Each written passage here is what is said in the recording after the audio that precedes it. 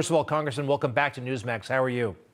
Thank you. Doing well, as far as I know, but great to be with you for sure. And, sir, tell us a little bit about Matthew Perna and what you hope to accomplish here. Well, he was a guy that graduated the top of his class in Penn State.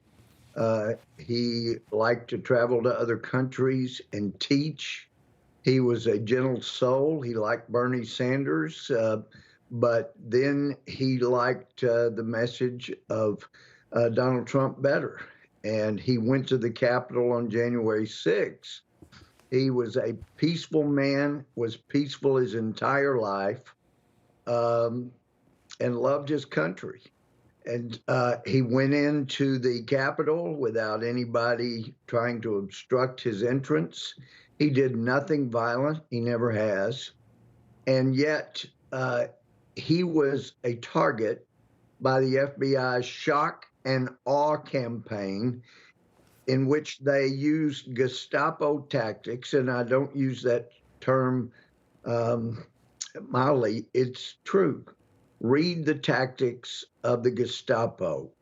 They bust into people's home late at night. They intimidate, drag them out in their underwear. Don't let them, put on clothes. Alert the media in advance so that everybody gets upset and just vilify. And they vilified the sweet, poor guy.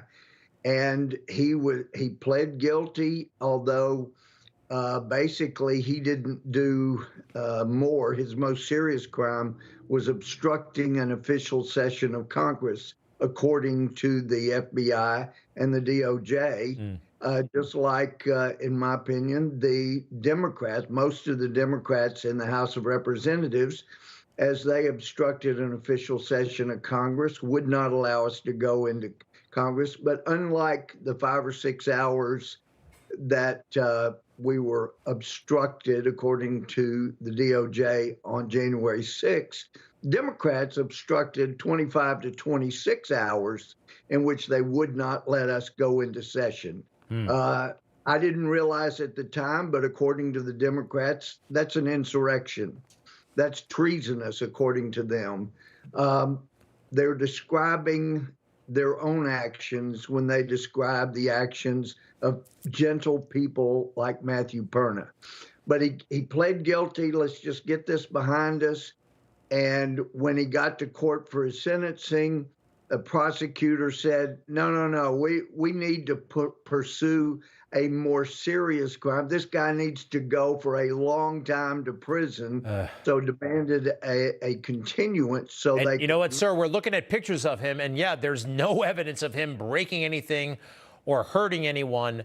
These guys, they've gotten totally carried away, these prosecutors. The Matthew Perna Act of 2022, my understanding, it will ban the detention for nonviolent political prisoners. Great idea. Ensures speedy trials for nonviolent political protesters and provides remedies for malicious over-prosecution.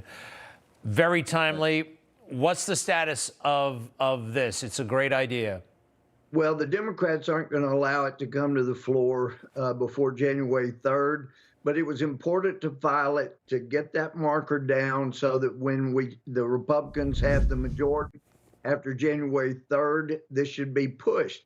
But it also gives the defendant a chance to be tried in his or her home district. Congressman Louie Gohmert, thank you. This is great legislation. Let's stay in touch on this and a host of other matters. We appreciate it. Our best to the Perna family. We know they've gone through a lot. Thank you, sir. I know the family appreciates it. You bet. We'll be right back.